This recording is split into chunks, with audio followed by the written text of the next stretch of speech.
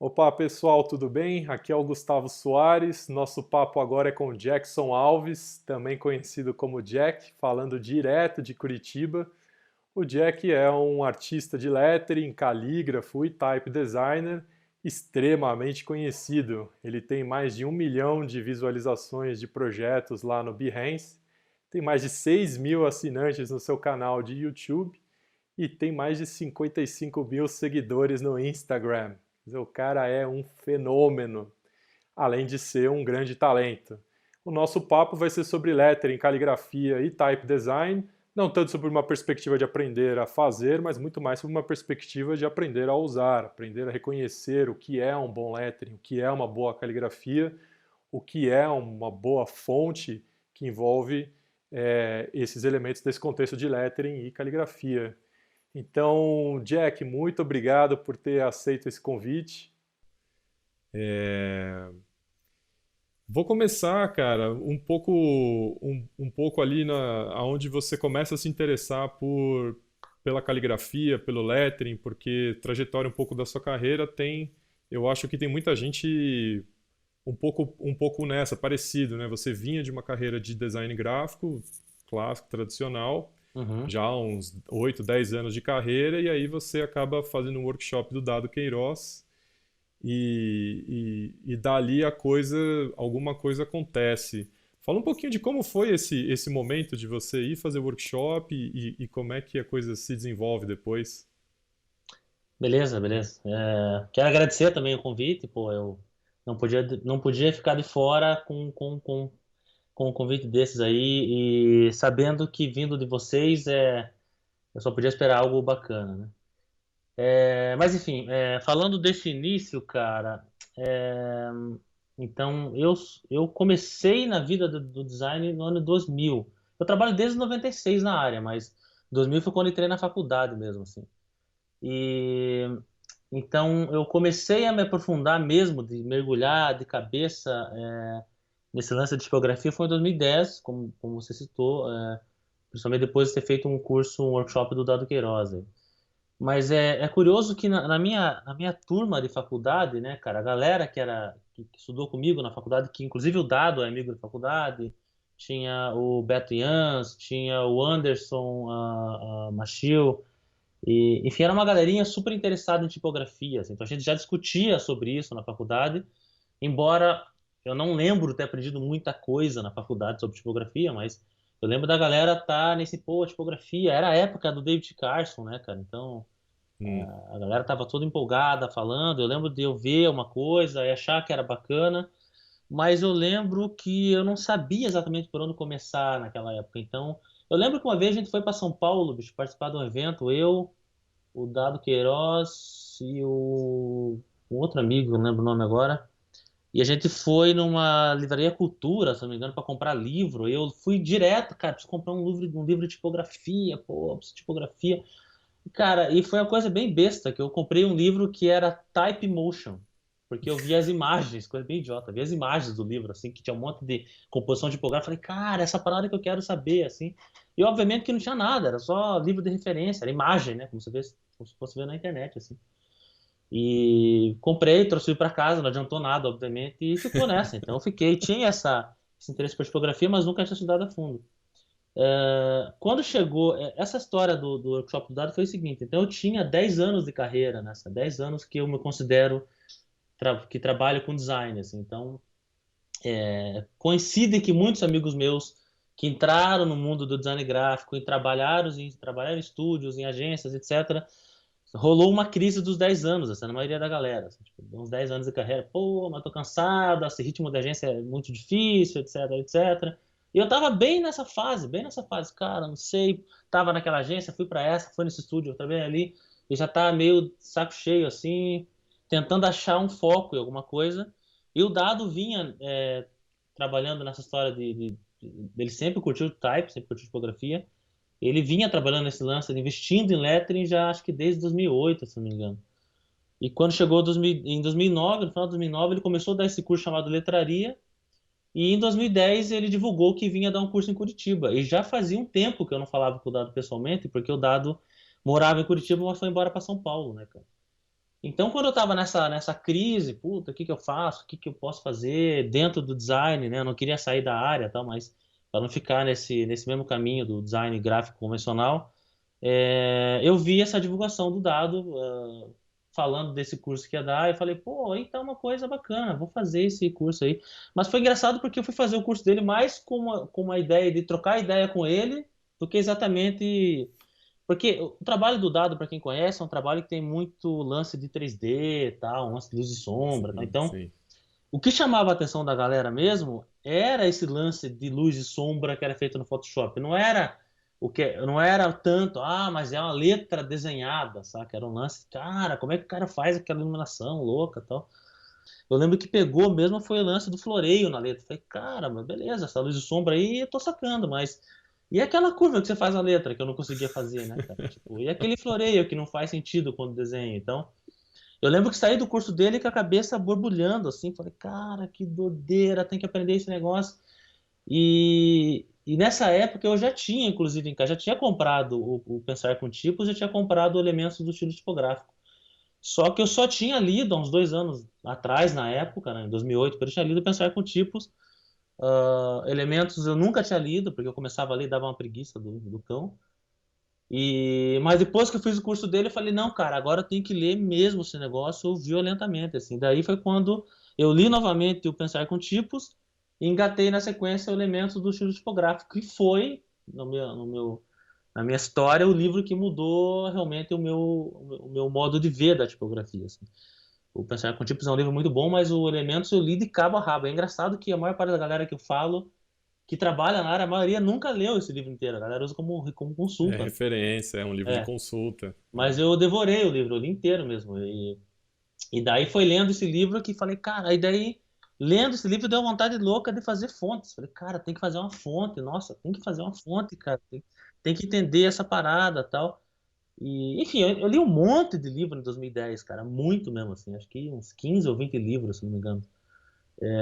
Foi uma doideira, assim, eu parei de ir pro trabalho de carro, passei a ir pro trabalho de ônibus, e no ônibus eu lia os livros, assim, aí dei na volta, porque a minha casa era longe do meu trabalho, então dava tipo 1 hora de ônibus na ida e 1 hora de ônibus na volta, então, porra, era 2 horas por dia de leitura, né, cara? E você estava lendo muito mais, mas você também já estava desenhando mais? Você já começava a rabiscar letras e tentar entender aqueles floreios? Ou ainda estava uma coisa mais intelectual? Sim, sim, sim. Então, eu comecei a ler comecei a ler dentro do ônibus, e quando eu chegava na agência, qualquer tempinho livre que eu tinha, eu já começava a pirar nos sketches e tal lá. E quando chegava em casa também, principalmente no começo, pegando fontes e aplicando efeito 3D, do Photoshop, luz e sombra e tal. E na sequência comecei já a me aventurar em desenhos, assim. E quando eu comecei a me aventurar no desenho da letra, que estava tudo ao mesmo tempo agora, assim, tipo, pós-workshop do Dado, lendo os livros, lendo Pensar com Tipos, lendo Elementos, lendo Eric Spickman, enfim, um monte de livro que eu estava lendo. É, Comecei a desenhar, e daí, dessa leitura dos livros, eu via que todo livro falava de caligrafia, né, cara? Da história, da anatomia da letra, tudo mais. E foi quando eu comecei a pensar, cara, eu preciso ler um livro de caligrafia, né? E com todo mundo que eu falava, cara, eu tô pensando no livro de caligrafia. Não, cara, mas veja, todo livro de tipografia aborda um pouco, tal.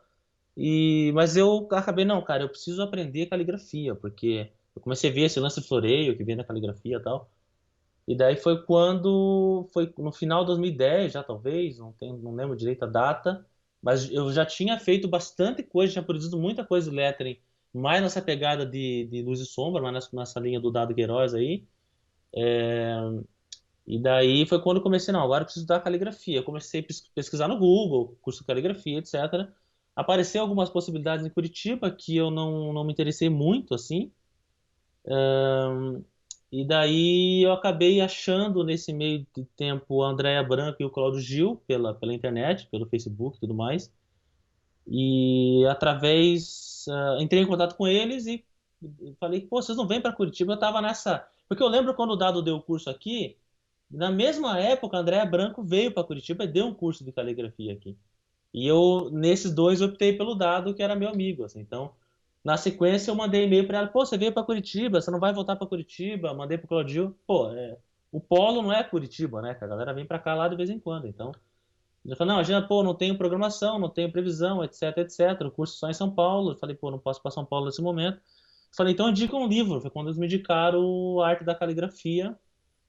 E eu passei a estudar caligrafia através do livro Arte da Caligrafia. Bom, e aí você, quer dizer, é uma coisa que é relativamente recente, né? A gente está falando aí de 2010, 2011, mas certamente você praticou com uma, né, com uma intensidade tal e acabou tendo também certamente facilidade e talento para coisa que hoje você está exclusivo em lettering, em caligrafia, até um pouco em type design quando encosta, né, no lettering, na caligrafia.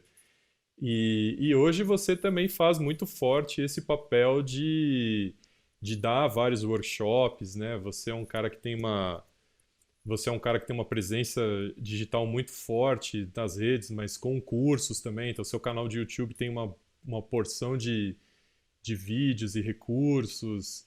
E você tem uma legião né, de fãs e uma galera que te acompanha. Como é que você já teve algum desses casos, assim, de caras que você deu workshop, que estavam exatamente naquele momento que você estava, um pouco na dúvida, vou para cá, vou para lá, daí vai para o seu workshop e tem um momento incrível, se identifica com a questão caligráfica ou com a questão do lettering e vira a vida completamente? Tem, cara, pô, tem várias pessoas que eu vi, e muita gente que tá mandando super bem hoje, inclusive. Mas eu acompanhei muita gente que fez meu workshop, com certeza fez outros workshops também, né? Mas que estava no começo, tinha um trabalho, né, ainda evoluindo, e hoje a galera tá vivendo disso também. Tem bastante gente nesse barco aí. É bacana de ver esse negócio, né? Esse eu acho que essa é uma porcentagem talvez um pouco mais baixa das pessoas que vão, né, que acabam se interessando pelos workshops e pelos cursos. Eu imagino que a maior parte das pessoas são pessoas que que queiram conhecer mais sobre a arte caligráfica, sobre a arte do lettering, talvez também um pouquinho mais sobre a arte do type design, mas para aplicar mais no seu dia a dia, para conseguir comissionar melhor trabalhos, fazer decisões melhores. E aí eu acho que isso abre para a gente uma oportunidade interessante, né, para a gente dividir e ajudar essa galera nessa nossa discussão, né, deixar talvez um pouco mais claro o que é lettering, o que é caligrafia e o que é type design dentro desse contexto de lettering e caligrafia. Né? Então vamos falar um pouquinho mais dessas três coisas. Né? Como é que você definiria lettering? O que é uma peça de lettering para você? Isso é uma coisa interessante também, porque eu costumo falar dessa classificação em todas as minhas oficinas, né? Eu já dei, cara, acho que hoje deve estar chegando a 80 workshops que eu já dei já. E daí, sempre que eu vou fazer workshop, eu falo, ó, galera, assim, né? Eu falo sobre o meu trabalho, etc. E falo sobre essa diferença de caligrafia, lettering, e tipografia. E como eu já falei muito sobre isso, sempre fica na impressão, cara, a galera já sabe essa parada, né? Você tá sendo repetitivo, você tá falando demais, já falou muito disso, mas é engraçado que daí você observa, não, obviamente não, essa galera não sabe ainda, tem que ser falado, né? Eu vi, inclusive, a Jéssica falou algo a respeito, que ela sempre está falando esse lance de caligrafia, lettering, educando os clientes dela, tudo mais, né? Inclusive, né, eu acho que talvez para ilustrar um pouco, né, o como isso faz parte dessa discussão toda, desse contexto todo, tem aquele trabalho muito fascinante da Martina Flor com o Giuseppe Salerno, que se chama Lettering versus Caligrafia, que eles tocam lá em Berlim, e que Aham, ilustra esse ponto muito bem, né? Martina Flor está fazendo, eles fazem letras, né? Então é quase como se fosse um duelo, né? Então, vamos fazer a letra E caixa alta. Ela faz uma solução de lettering e ele faz uma solução caligráfica. aham. E aí fica nítido, né, as diferenças e a riqueza desses dois universos, né, que é lógico que existe muita variação estilística caligráfica também, não é só aquela coisa formal, né, a pena formal e tal. Mas volta lá pro lettering que eu te cortei e não deixei você terminar. Então, lettering, cara, como eu já costumo falar nas oficinas, que eu defino como lettering é tudo que é desenhado, né, cara? É claro que tem um lance de mistura aí, de algo que às vezes é caligrafia, você vai dando retoque, etc. Então, dá para ser purista nisso, falar caligrafia é só o escrito mesmo, né? E o lettering é o desenho, mas basicamente lettering é quando você desenha alguma coisa, independente se está seguindo um estilo caligráfico ou não, porque você pode fazer uma letra exatamente no estilo caligráfico, mas desenhar ela a lápis, enfim, né, fazer o contorninho, preencher, tudo mais, ou uma ilustração pura, uma letra realmente desenhada, né? Faz uma escrita faz um texto, as letras são galhos de árvore, as letras são nuvem, as letras são então, lettering é essa parada que vem o desenho, obviamente, que dá uma liberdade muito maior que a caligrafia, como você citou o exemplo do Lettering versus Calligraphy lá da Martina Flor, do José, que era bem visível essa parada, que o trabalho dela era mega ilustrado e o dele era mais uma letra, basicamente uma letra com textura do pincel, etc, etc, mas não era essa piração toda, né? Então, o lettering dá toda essa liberdade de, digamos, uma coisa com infinitas possibilidades, né? É engraçado você citar o Lettering versus Calligraphy, porque eu lembro que na época que tava bombando essa parada e a galera falava e tal, e eu cheguei a acompanhar, eu não acompanhava direto, mas cheguei a acompanhar, entrei em alguns momentos e vi a votação, como tinha uma votação, né? E é engraçado, cara, porque eu vi algumas vezes a votação caía mais pro Lettering. E daí eu falava, pô, cara, isso não é justo, porque isso tinha que ser se fosse a parada ao vivo, aí a caligrafia ia ganhar, porque o cara terminava a letra em 2 minutos e a galera já votava, e a mina ia ficar 1 hora desenhando a letra, né, cara? Mas quando já viu o produto final, é óbvio que tinha letra que ela botava que era super elaborada, né, cara? Então você olhava, ah, tá, beleza, que o cara fez um J com a textura de pincel, aqui tem um J com as flores, etc. Então, era meio que, cara, a galera tendia a votar no lettering, né? Então, eu lembro que eu via as palavras e pensava, cara, não é muito justo, porque a galera não sabe o tempo que levou esse treco aí, né, bicho? Então, E tem, acho que essa. Quando você tocou exatamente nesse ponto que eu acho ele é bem indicativo dessa separação, né? Do tempo que demora para fazer o lettering. O lettering tem essa característica, né? Como é um desenho, de você poder planejar ele à exaustão e de aham. fazer N rascunhos e elaborar ele à exaustão mesmo. Você pode ficar lá e fazer, e ele vai. E a caligrafia, por outro lado, como você bem apontou, né? O cara vai resolver lá maravilhosamente. A gente vai falar de caligrafia mais a fundo logo mais. Eu queria pegar dois cases seus de lettering, porque um deles ilustra muito bem isso que você falou. Quer dizer, você pode fazer um lettering que está simulando uma escrita caligráfica, mas ele está dentro de um contexto ilustrado. E o case, o projeto que você desenvolveu para Sol, para cerveja Sol, acho que ilustra isso, em que você tem lá uma riqueza de várias tradições tipográficas e inclusive tem pedaços ali que remetem à caligrafia e tudo mais, mas Uhum. foi completamente planejado, né? Minuciosamente planejado. Fala um pouquinho mais de como foi chegar nessa solução e de como foi escolher tais e tais estilos de letra para compor aquela peça. Tá, então o case da Sol, cara, é uma coisa, é um caso bem interessante, assim, porque o trabalho entregue foi uma peça feita num giz, né, cara, em chalk lettering, né, e outra peça feita em sign painting. Então, mas é engraçado porque quando os caras me contrataram para fazer isso, o cara falou, ó, Jackson, vai ser uma peça em giz e vai ser uma peça em tinta. Falei, tranquilo, eu já trabalhava com caligrafia há um tempo, com tinta, com pincel, etc. Mas quando fechou o projeto, fechou o orçamento, etc, tal, aí que o cara foi mandar mais referências. E as referências que vieram da parte de tinta era Sign Paint, né, cara? E até então eu nunca tinha feito um curso de Sign Paint. Eu sabia a parte caligráfica, não a parte de Sign Paint. Então foi uma descoberta minha do Sign Paint, de ir atrás. Óbvio que a caligrafia me ajudou, né, quase que 100% nisso, mas então, assim, o cara foi mandado algumas referências de peças meio vintage, assim, né, cara? Com sistema de escrita mais vintage e tal, que eles queriam passar essa imagem que estava a Sol, que tem essa tradição de 100 anos. Então, a ideia era passar essa tradição da Sol, original do México, com essa tradição de como que era comunicado a cerveja, enfim, todas as peças publicitárias antigamente, que era no sistema de sign paint, sistema feito realmente à mão, né?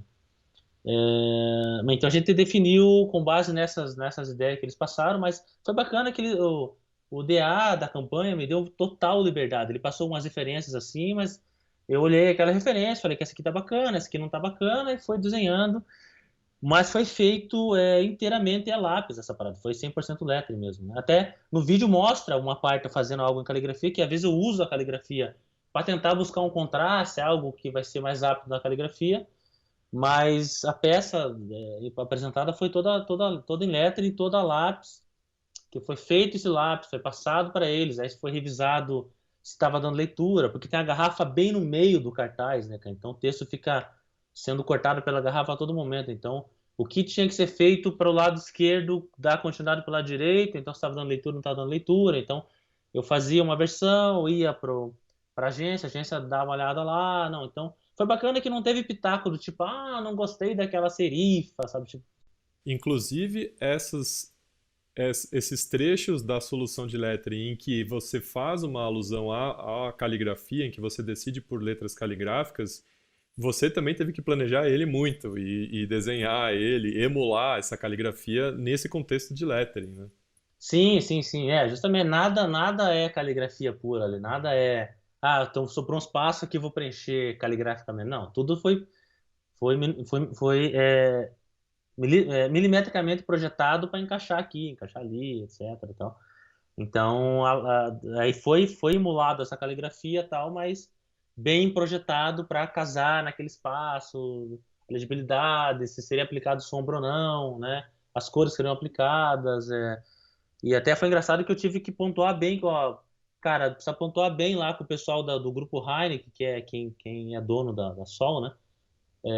De que a gente tem que aprovar tudo no lápis. Uma vez que eu fizer a parada a tinta, não tem mais o que fazer, né, cara? Não vai dar para ficar mudando. Uma coisa dá para mudar via Photoshop, mas não é o que estão buscando, né? Então, foi bem pontuado. Até o cliente solicitou uma versão colorida, que a agência acabou fazendo, acabou simulando via Photoshop, só para o cara ter uma ideia, né? Não ter uma surpresa. E aí que foi 100% aprovado, e aí que eu fui para tinta, e que foi adotado aquele processo também super tradicional de...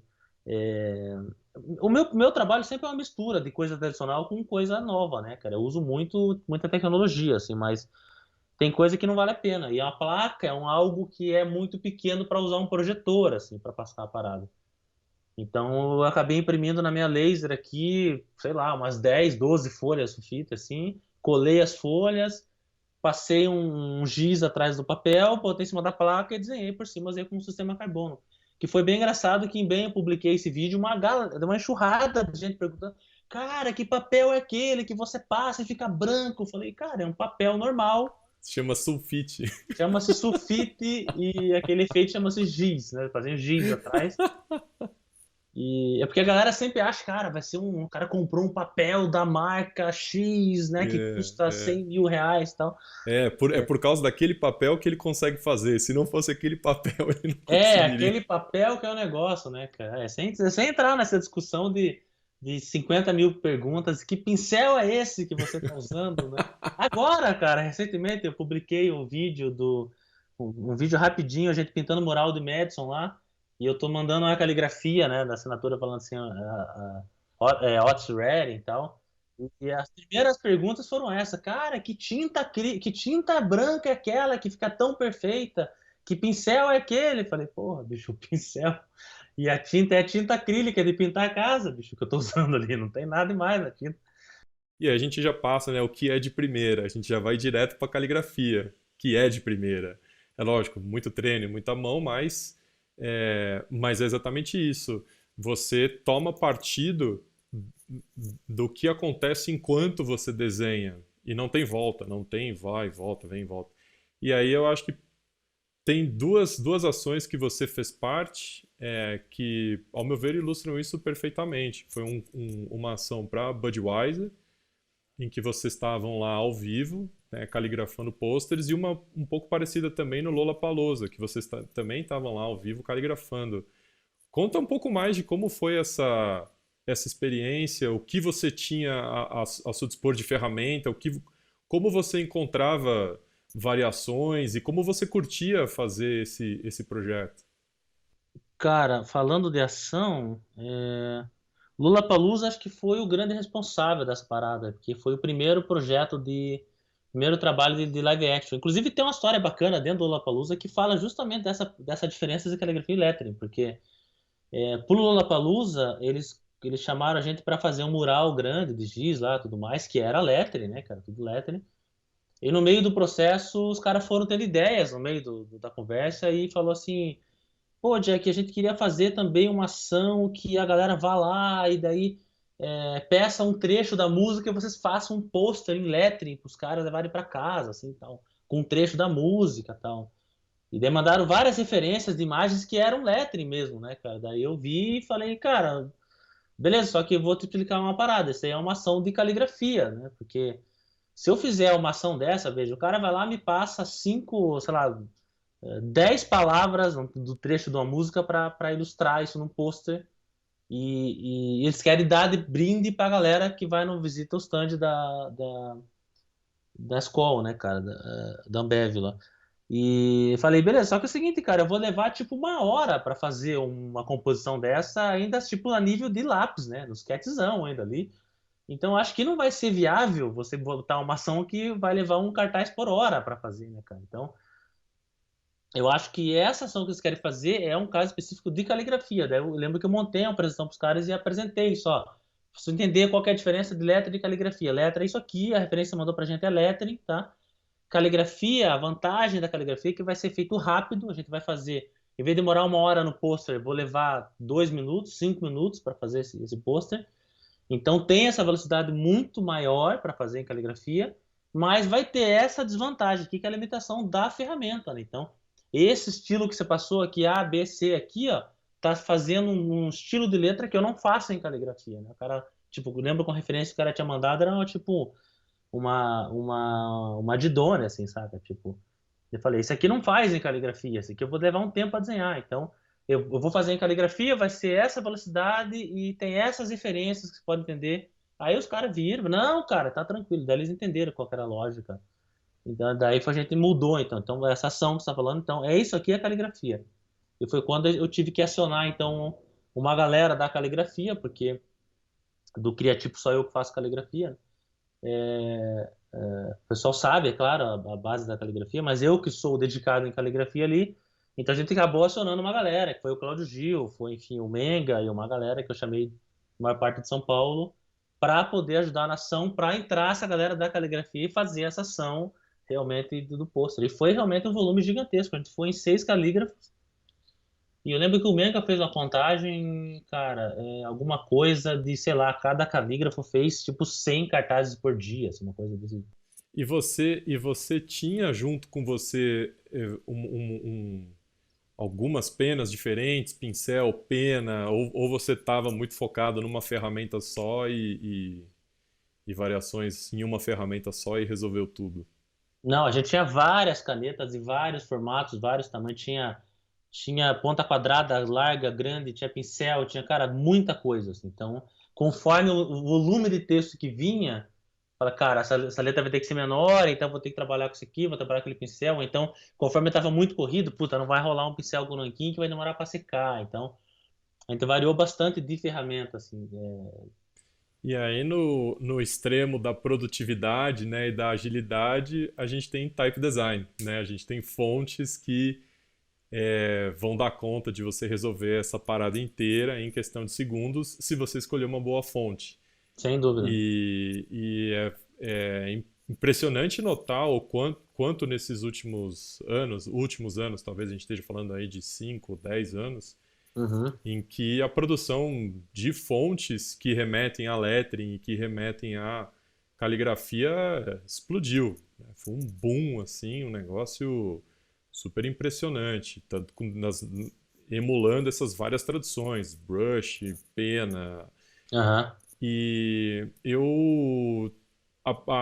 essas fontes chamam muita atenção e eu acho que talvez poucas pessoas saibam o trabalho que dá e o trabalho que é necessário para que você escreva uma palavra e ela tenha um ritmo simulando uma mão. né? Não não uma mão, mas simulando a escrita à mão. Aham. E a fonte que eu lembro, assim, que mais me chamou a atenção, que eu falei, cara, isso aqui é realmente outro nível, foi a Lisa da Underwear.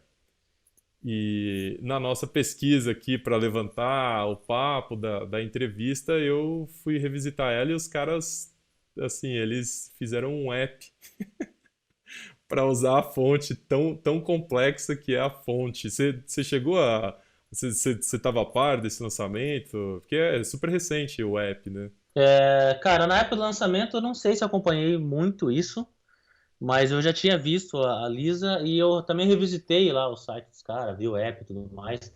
Cara, aquilo é uma doideira, né? Aquilo é um exemplo de algo bem feito, né, cara? Que tem 50 mil conexões e justamente da complexidade de usar essa fonte, batendo na dificuldade da galera de entender esse recurso que vai ter lá, uma maneira de trabalhar com ele no Illustrator, outra maneira de trabalhar com ele no InDesign, todas aquelas limitações que vai dar do software. Então, acho que deve ser por isso que os caras, vamos fazer o nosso app aqui, vamos fazer, deixar tudo no, né?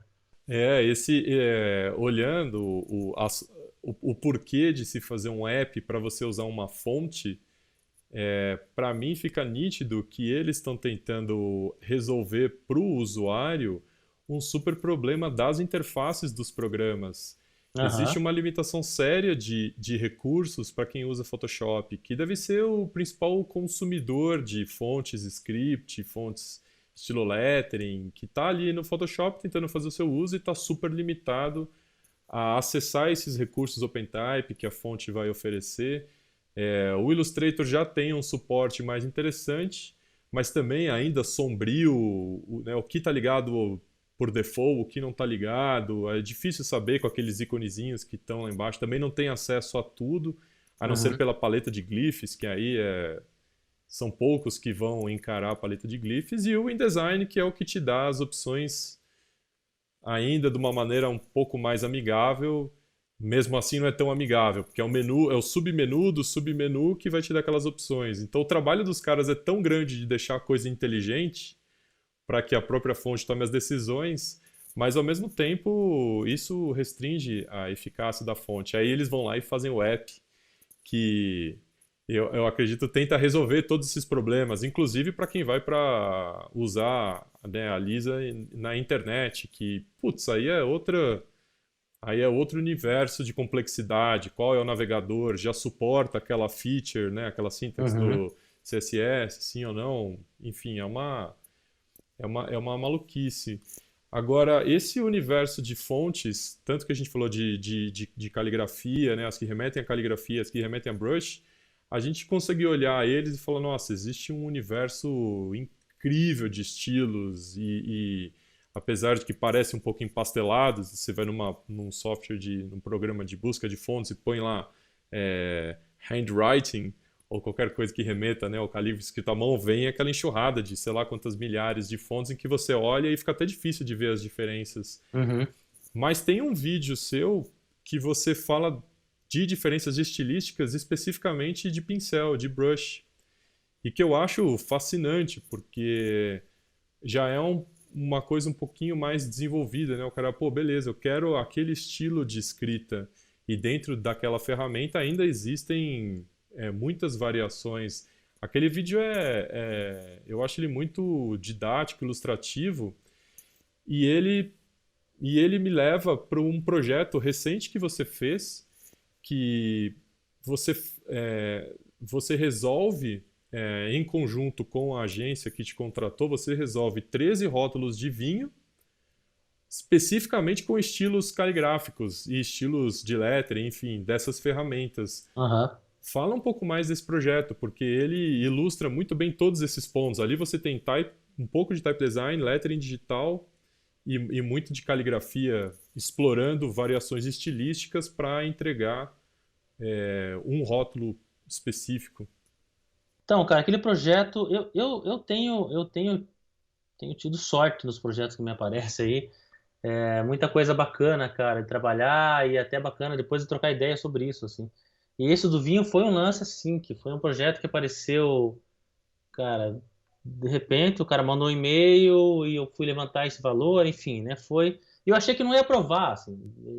E de repente o cara respondeu, porque assim, eu passei o orçamento e ficou tipo um mês sem notícia do cara, assim. E eu falei, bom, não aprovou o orçamento, né, cara? Beleza, né? E depois um mês me aparece o e-mail do cara que a gente vai seguir aquele projeto, tá? É só quem vai falar com você agora é tal pessoa. Eu falei, porra, que bacana essa parada. Aí, enfim, é que é vinícola do Canadá, né, bicho? Então, os caras têm uma programação grande, assim, vão lançar essa parada ano que vem, então a gente tem não sei quantos meses para trabalhar, sabe? Tipo, não era nada, então esse job aqui, cara, tem que entregar na terça-feira que vem, sabe? Então, mas enfim, apareceu esse negócio, cara, foi um projeto muito bacana de trabalhar, porque o cliente final, que é a vinícola, era uma galera bacana. A agência que a vinícola contratou para criar o rótulo também é uma galera bacana, especializada em embalagem, inclusive. E aí me contrataram, então foi quando chegou para mim essa proposta, eles montaram um briefing muito bem detalhado, porque a proposta era, ó, a gente tem toda essa linha de vinho aqui numa série especial, e a nossa ideia é que cada garrafa, cada sabor do vinho que tá aqui na nossa linha seja representada por um estilo de letra. Essa era a proposta. Então, tipo assim, se é um vinho suave, a letra tem que ser mais, sei lá, mais delicada, mais suave. Se é um vinho com um sabor mais forte, essa letra vai ter que trazer mais dessa força, mais dessa característica do vinho e tal. Obviamente que eu não sou um entendedor de vinho, né, cara? Então, quando o cara passou, eu falei, nossa, vamos do desafio pela frente. Mas aí, quando veio o brief, veio super bem definido, assim. Eles mandaram. Cara, não é um briefing pequeno, é tipo um livro, sabe? Tipo, veio um PDF com muitas páginas, cara, contando a história da vinícola, contando a história da série especial que eles estavam lançando. E para cada vinho que era apresentado, eles falavam: esse vinho aqui tem tais características que remetem a isso, remetem àquilo. Aí tinha a foto da embalagem antiga, que não tinha nada a ver caligraficamente e tal. Eu mostrava: esse vinho vai ser nesse tipo de garrafa, tem essas características. Eles faziam uma pesquisa, um moodboard lá, já de algumas referências que eles pegavam na internet, de lettering, de type, etc, tal, falando, cara, a gente visualiza para esse vinho uma linha mais ou menos igual essa aqui, para esse vinho uma linha igual essa aqui. Então, obviamente que tinha alguns sabores que eram meio próximos, traziam estilos próximos, então isso me ajudou muito para entender de alguns sabores de vinho que eu não conhecia, eu conheço muito pouco de vinho. Mas então, conforme eu lia no briefing aquela característica que eles passavam, né, que já facilita muito, ó, linhas delicadas, tarará, etc., mais aquela referência visual. Então, com base nisso, mais o meu background de caligrafia e tudo mais, eu falei, cara, então essa parada vai ter que ser nesse estilo. Aí eu, em cima disso, eu fazia uns 2 ou 3 esquetes para cada, no total foram 13 rótulos. Então, para cada rótulo, eu fazia uns 2 ou 3 esquetes, apresentava a primeira proposta, a gente ia discutindo se aquilo estava dentro da linha que eles estavam esperando ou não. E, além disso, né, para todos que eu apresentava, uma embalagem não podia ficar parecida com a outra. Então, tem tudo essa doideira, assim. É, você comentou que esses caras vieram para você com um briefing muito bem pesquisado, muito e o resultado, acredito que ele ilustre isso. Uma boa resposta depende muitas vezes de uma boa pergunta. Então, se o cara chega para você com uma coisa muito bem pesquisada e sabendo aonde ele está pisando, a troca com você tende a gerar um resultado muito grande. E nesse sentido, aí eu te perguntaria, pensando numa perspectiva de quem está ali, muito designer, diretor de arte, que não vai fazer, mas vai acabar contratando, vai comissionar, ou está buscando uma referência, o que para você definiria um bom lettering? Né? Que características um bom lettering tem? Cara, é óbvio que é necessário algum treinamento, né? Pelo menos algum contato visual. O cara pode até não ter feito um curso de caligrafia ou lettering para entender melhor essa diferença do que é bom e o que não é bom, mas óbvio que é necessário um treinamento visual disso, né? Você pelo menos tem que ter um interesse em tipografia, em seguir algumas coisas, em ver alguns artistas de referência para poder começar a melhorar essa sua percepção do que é bom e do que é ruim, né? Mas existem alguns detalhes que tem que se observar, tanto caligrafia, quanto lettering, quanto tipografia, que Você estava trabalhando com, sei lá, uma composição de letras itálicas, cara. Então, é, deve-se obedecer um ângulo de todas as letras, por exemplo, assim, que é bem comum você ver algo que é feito, tá tendo uma inclinação específica, de repente tem uma letra D no meio que faz isso aqui, assim, volta para isso aqui, e não é proposital, não é uma letra solta, com liberdade, não é isso. Você vê que como eu falo para os meus alunos, para começar a quebrar a regra, você tem que saber a regra, né? Não adianta querer quebrar se você nem sabe usar a regra, né?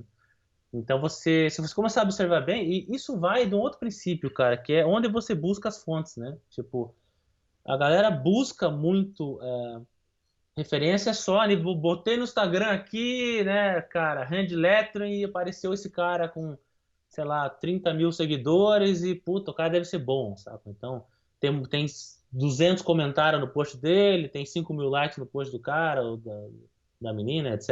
E acha que isso é bom. Então, se você começar a observar esse trabalho a fundo, né, cara, você vai ver que tem os detalhes, então, de ângulo de letra, espessura das letras, cara. Eu tava vendo alguns trabalhos, é até engraçado querer falar disso e não dá, não, não mostrar o que é um trabalho ruim. Eu não vou mostrar o trabalho de quem é ruim, né, cara, mas dá vontade de mostrar, porque fala, cara, você tem que observar. Você vê o cara começa da letra de um jeito, aí tem a letra D de uma espessura, quando chega a letra I tá tipo super grossa, aí vai com a letra R depois super fina, então você vê que uma coisa não conversa com a outra, você vê que parece que são letras completamente diferentes. Então, isso, cara, fica dentro de uma máscara que é usada hoje que se chama Modern Calligraphy, saca? Tipo, caligrafia moderna. Ou então outra desculpa esfarrapada que dão, que é os caras vai lá, faz a parada e assina como isso aqui é handmade, saca? Tipo, por isso que é feio, por isso que tá falhado, porque é feito à mão. Não é isso, bicho, é porque você não sabe fazer a parada, tá dando essa desculpa de caligrafia moderna. Mas você falou dessa coisa da espessura, da variação da espessura das letras, né, da cor não ser homogênea, e é curioso, porque em type, né, em fontes, isso é facilmente percebido. A fonte que não tem uma cor homogênea, inclusive é um dos grandes desafios de quem está aprendendo type design, porque não é que você vai fazer uma haste com 100 unidades para todas as letras. Tem letra que ela é mais densa do que outras. Então aquela haste na letra densa não vai ser 100 unidades, ela vai ser 98, 97, e é uma questão de olho.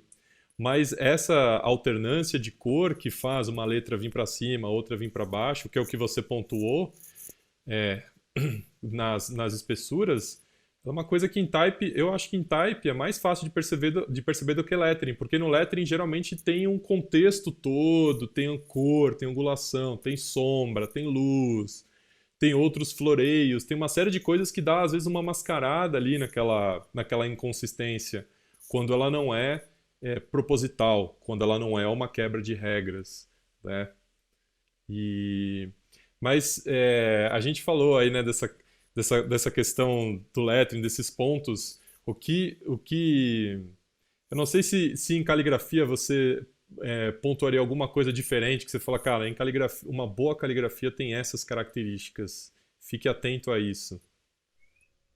Cara, basicamente eu acho bem semelhante até o que acontece com a boa caligrafia e um bom lettering. No final das contas, alguém te vê na internet, né, acaba não fazendo muita diferença se é caligrafia ou lettering, porque você está vendo a peça final, né? E não dá para saber se o cara fez aquela parada de caligrafia mesmo, ou se o cara fez, retocou de novo, que meio que virou um lettering, já de tanto que foi retocado, né? Então tem muito disso, inclusive. Eu estava nessa pesquisa que eu estava fazendo para que é engraçado isso, né, cara? Quando você fala, tá, como é que você explica para alguém como que é uma letra bem feita e como que não é uma letra bem feita, né? Pra gente, para quem trabalha com isso, tá bem claro na cabeça. Cara, como é que eu vou explicar essa curva, né, sem mostrar um trabalho ruim para não expor, não expor ninguém que tá fazendo um serviço ruim? Então, mas as referências são bem próximas. É claro que na caligrafia, se você vê o cara fazendo ao vivo, fica evidente, porque o cara tem a mão treinada, o cara não tem a mão treinada. Então, quem não tem a mão treinada, quando for fazer algo ao vivo, a letra vai sair torta, vai ficar errado, vai ficar ruim, e o cara não vai conseguir entregar algo bom no primeiro momento, nem no segundo, nem no terceiro, às vezes nem num décimo momento, né, cara? E se o cara tem a mão treinada, ele vai ver, cara, como o cara faz treco de primeira e fica lindo, maravilhoso e tal.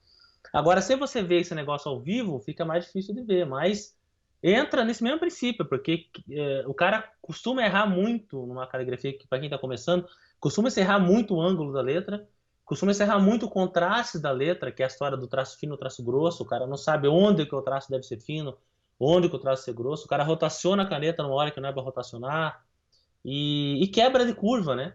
Quando tem a curva harmônica de saída de traço, assim, você vê que dá uma. Você vê que tem uma ponta no lugar que não é para ter ponta. E é óbvio que se precisa treinar, quanto mais você tiver o olho treinado, mais você vê, cara, essa curva aqui não tá harmônica, né? Mas dá para ver alguma coisa grosseira, alguma coisa dá para notar, pensando nessa história de saída. E muita coisa que se vê, o cara faz uma letra e bota um floreio, seja em caligrafia, ou seja em letra, e o cara bota um floreio que não existe, assim, eu tento corrigir, cara, esse floreio que você botou não tem nada orgânico nessa parada. Ninguém termina a letra E para a pena e volta e faz essa parada. É o sentido que você está escrevendo que você faz o floreio, né? Então você vê muito desse esquema e automaticamente isso vai sendo repassado para as fontes que estão lançando a rodo, né? Que muita coisa não tem o mínimo cuidado, né? Se você começar a ver muita fonte que tem, independente se está no top 10 das fontes mais vendidas no site X, né? Você vai ver que se você analisar a letra, é um negócio que tá mal feito, cara. Que o cara botou no Illustrator, jogou um live trace na parada e falou, tá aí a minha fonte handmade, entendeu? Só que Moderno. entende, cara? Esse negócio dá super trabalho, porque esse cara ele quer manter a história da textura do papel, da falha da caneta, beleza, mas não é desculpa para usar um live trace e ficar uns nós quebrados, assim, saca? Tipo, você faz essa, e quando você faz essa fonte e monta um cartazinho bonitinho, e bota no portal lá para vender, parece que tá bem feito, a longe, vendo de longe, entende? Compre aquela fonte, cara, e use essa fonte para fazer uma logo na fachada da loja, você vai ver o tamanho do problema que vai ter nesse negócio. Então, cara, é mega trabalhoso você ficar fazendo polir esses pontinhos aí. Eu até separei umas imagens para passar para a galera bem disso, que mostra esse ponto a ponto, que uma coisa é o que é feito no papel, outra coisa que é jogado uma vetorização preguiçosa, né, bicho? Outra coisa é o cara que realmente leva a sério, né? Então, aí você vai ver por que que uma fonte custa X e outra fonte custa muito mais caro. Fala, não vejo diferença, não. Se você comparar a fonte, infelizmente, a maior parte dos portais de compra de fonte, você não consegue dar um zoom gigante para ver. Deixa eu ver como é que tá aquelas pinguinhos de tinta ali, né? Mas quando você pega o negócio, você vai ver, cara, é um total Leve 3 com ângulos e coisas bizarras que. Você falou né, de que é difícil de dar ilustrar, né, o que é bom, o que não é bom. Como a gente estava falando de fontes, né, que você falou, pô, fontes que são referência. Manda então algumas referências de type designers ou fontes que para você são belos exemplos de algo muito bem feito. Cara, no campo de type design, puta, eu podia citar até algumas pessoas ou empresas ou founders que fazem a parada mesmo, porque dentro do catálogo eles têm coisa muito bem feita. A Lisa, que foi citada, é uma parada muito bem feita, né, cara? Que é da Underwear, né? Isso? Então, Underwear tem coisa muito boa, cara. Não dá para já citar a House, né? House Industries, que tem lá uma equipe fenomenal e dentro da equipe tá o Ken Barber lá, que é inclusive uma referência de artista de lettering, que eu sempre indico para ser visto, que tem um trabalho muito bom de lettering, automaticamente um trabalho de fonte muito bacana. Eles têm inclusive um pacote, né, que chama Studio Lettering, que são três fontes, é uma pequena suíte de fontes e que é extremamente autêntica. Nesse embolado de fontes muito similares, essas três assim se destacam assim ao longe e elas têm essa inteligência, essa preocupação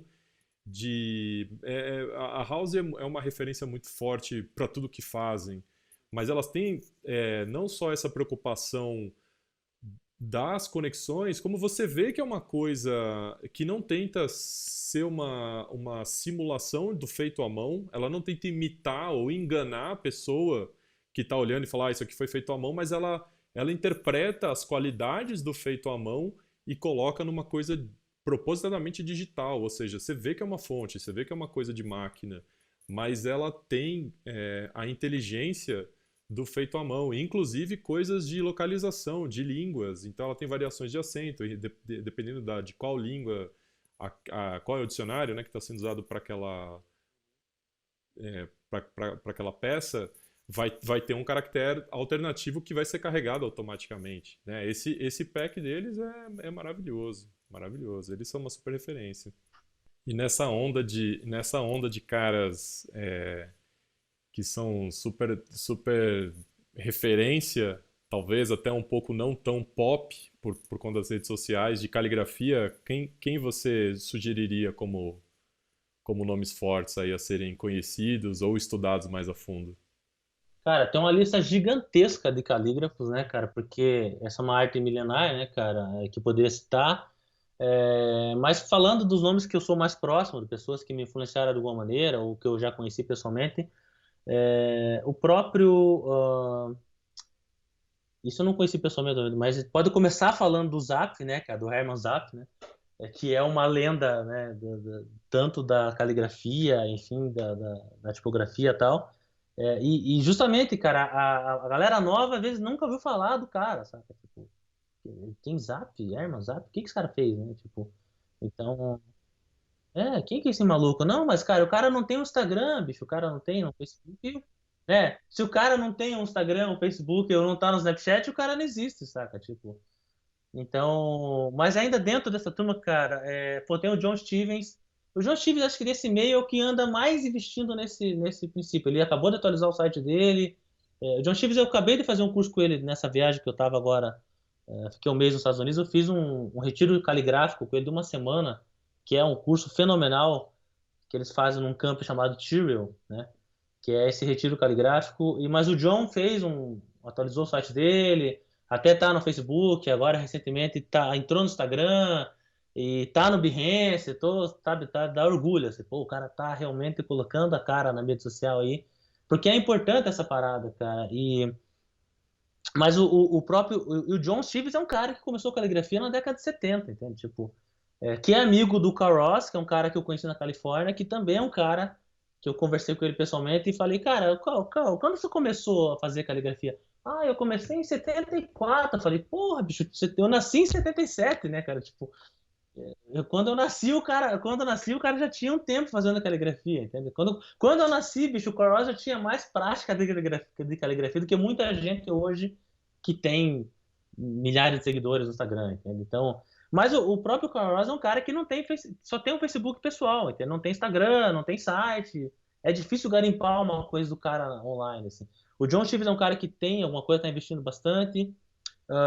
O Julian Waters, cara, tem um Facebook, acho que eu não sei se tem site, eu não lembro de ter achado.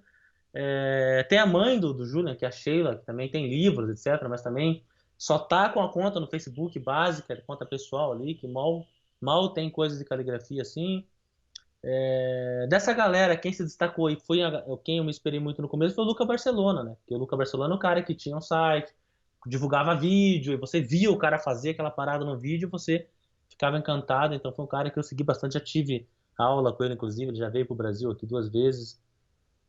E pô, o Cláudio Gil, né, cara, para não falar só de gringo, o Cláudio Gil, que é aqui do Brasil, pô, agora lançou um canal no YouTube também é um cara que vem, criou lá um Behance, tem um Facebook dele, tem a fanpage dele, a André Branco também vem investindo nessa parada, mas, como eu falei, é uma galera que, cara, não vai ser o primeiro resultado na busca do Instagram, na busca do Google, entende? Então, Mas bacana. E de lettering? Quem seria o seu shortlist de lettering? cara, de lettering tem uma galera mais antiga, mas quem me influenciou bastante no começo e tem um trabalho sólido, uma galera que realmente estuda, que tem algo pensado, não é só modinha. Não posso deixar de citar a Jéssica Rich, cara, que a minha referência na verdade era mais o Eric Marinovich, que é o cara que divide o estúdio com a Jéssica lá em São Francisco, né? Mas a Jéssica Riss tem um trabalho muito bom, é umas pessoas que deve ser mais conhecida atualmente no meio de lettering mundialmente e já vinha fazendo isso já fazia um tempo. Então a Jéssica Riss, o Eric Marinovich, a Martina Flora, uma pessoa que tem um trabalho bem bacana também, cara. Mas, como eu falei, se você buscar na internet, mais esses nomes vão cair meio que em primeiro, porque essa galera do Letra é a galera que tá mais ligada, assim. E para não deixar de falar também, falar só de gringo, pô, tem a nossa amiga Sila Costa, que é do Criativo, sei que também é uma grande referência para a galera. É uma pessoa que vem estudando há tempos, então tem uma responsa, tem um compromisso com o tipo, né? Muita gente só entrou nessa parada, caiu no barco lá e vamos fazendo aí que tá na moda, né, cara? E tem gente que tem uma responsabilidade, não, cara, isso aqui eu vou fazer porque isso tá bacana, eu vou estudar para fazer isso. Então faz parte dessa galera que tem uma responsa aí para. Você falou da Sila, né, como uma grande referência. Ela, você, a Cris Pagnoncelli e o Edwilson Coan, que é o sócio do Type, vocês fazem parte, né? Vocês são o Criatipos, esse coletivo que se propõe a ser um coletivo para experimentar coisas novas relacionadas a esse universo de lettering, caligrafia e tudo mais. Vocês tiveram uma popularidade muito grande alguns anos atrás e agora tem feito coisas um pouco mais pontuais, né? Como é que você, sabendo que lá é um coletivo de experimentação, como é que funciona para você essa troca de ir lá experimentar algumas coisas e depois você volta para sua prática profissional? Fala um pouquinho mais dessa integração entre o que você está fazendo na sua vida profissional e o que você tem a oportunidade de fazer lá, completamente autoral, artístico. Tá, cara, Criatipos foi uma parada que foi, não é, né? Mas enfim, foi que representou muito a gente ter feito esse coletivo, né, cara? Porque muita gente até acha que Criatipos é uma agência, acha que é uma empresa, tem gente que quer fazer estágio com a gente, e tudo mais, mas o Criatipos é um coletivo, né? Como você citou, que tem eu, tem o Edu Wilson, tem a Cris Pagnoncelli e a Sila, que a gente fundou esse coletivo com a ideia principal de trocar ideias sobre type, que eram 4 pessoas de Curitiba que curtiam muito desenho de letras e lettering, tipografia, etc. E queria poder falar mais sobre isso e ter uma troca, né, de conhecimento e tudo mais. Então, isso virou,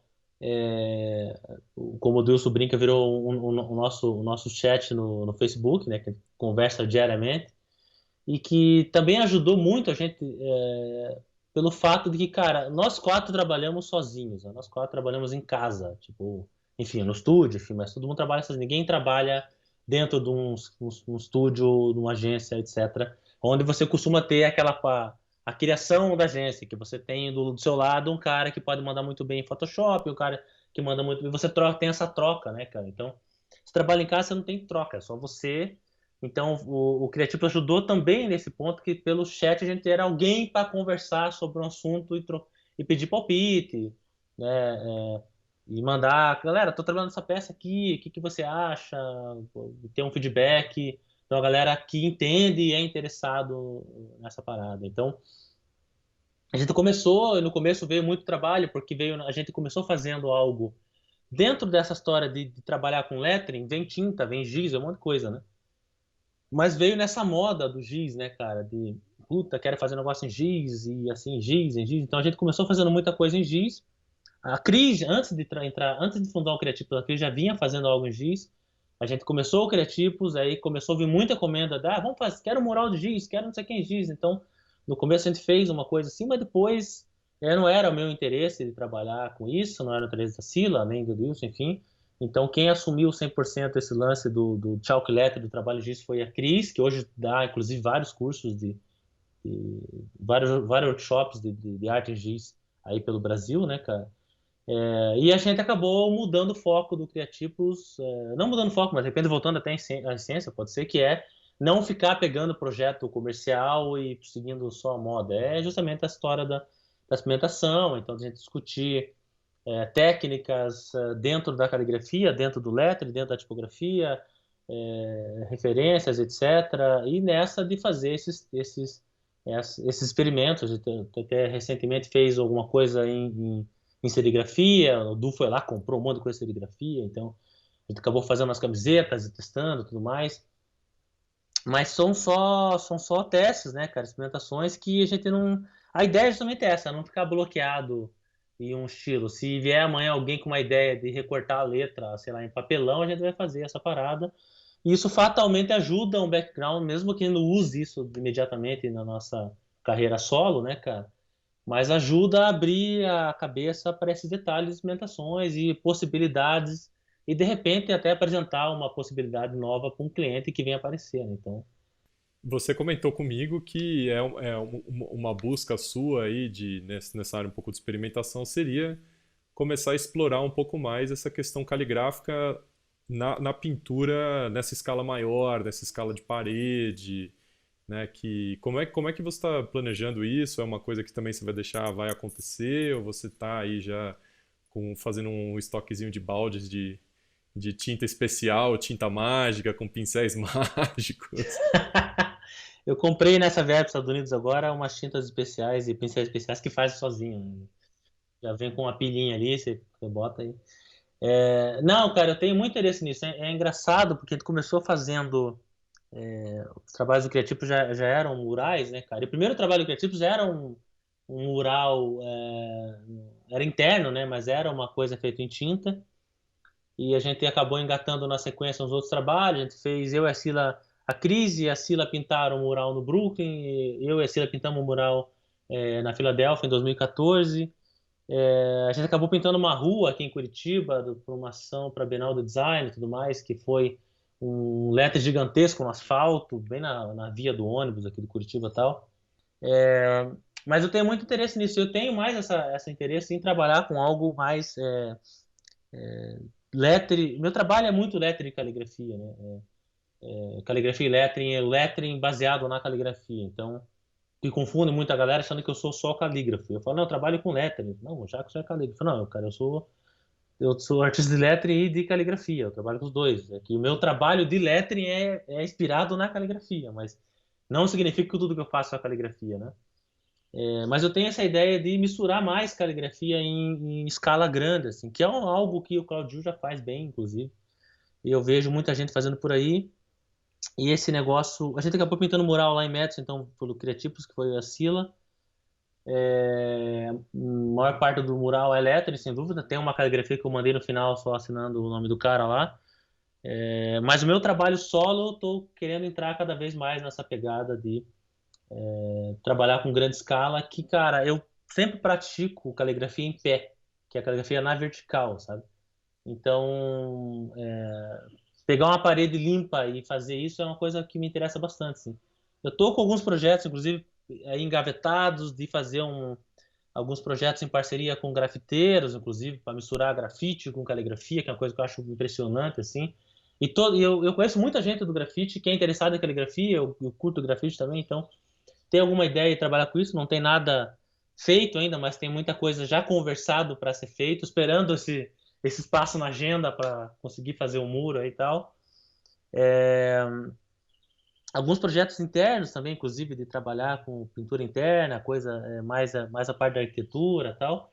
E, inclusive, futuramente, uma coisa que está no projeto, que é uma exposição solo minha, e nessa exposição solo daí teria alguma parte de pintura na parede. Mas, por enquanto, cara, é só projeto, não consegui tirar nada ainda exatamente do bolso. A gente está numa cobrança agora grande de fazer algo novamente em Curitiba, porque via Criatipos, ou eu vou fazer também nesse meu projeto solo.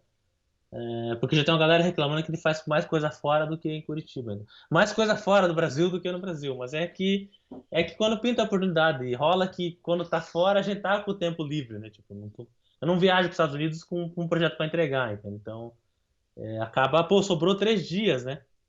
Pô, tem, cara, dentro no intervalo aí, tal coisa, vai aparecer, tem uma janela de 3 dias. Puta, então nesses 3 dias pinta um mural, sabe? Tipo, Não, é incrível. Então, cenas do próximo capítulo. Aguardem Jack Alves nas ruas de Curitiba.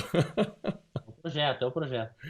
Jack, muito obrigado pelo papo, cara. Muitas histórias cativantes e fascinantes. Tenho certeza que a galera vai aproveitar muito. Inclusive essa série de referências, vai estudar mais. É, Então é isso, cara. Muito obrigado aí por ter aceito o convite e ter participado com a gente nessa. Eu que agradeço, cara, como falei, vocês comentaram sobre esse projeto e quando me convidaram, para mim foi uma honra participar.